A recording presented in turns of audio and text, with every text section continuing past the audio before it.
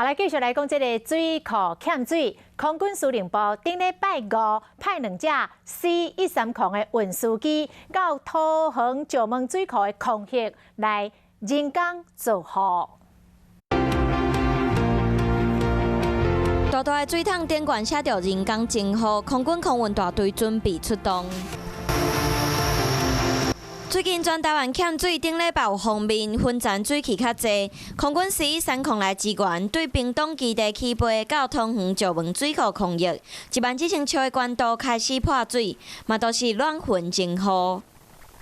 你释放清水，等于是在云中洒水，那增加这个软云的这些雨滴的碰撞。 这是一种方式。不过人工净河的方式真济，以空中来讲，佫分做软混，佫有冷混净河。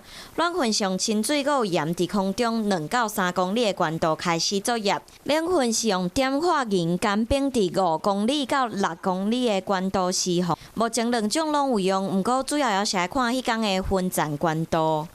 这人工造雨是这样说，那个毛巾里面已经有点水了，已经是有点湿的。那我们稍微用力挤一下，让这些毛巾湿的水滴呢，可以多掉几个雨滴下来。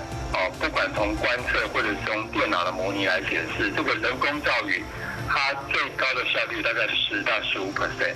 无论是空中的人工净河，或者是涂骹顶的净河弹，敢若希望会使发挥一定的作用，互民众有搁较侪水通好用。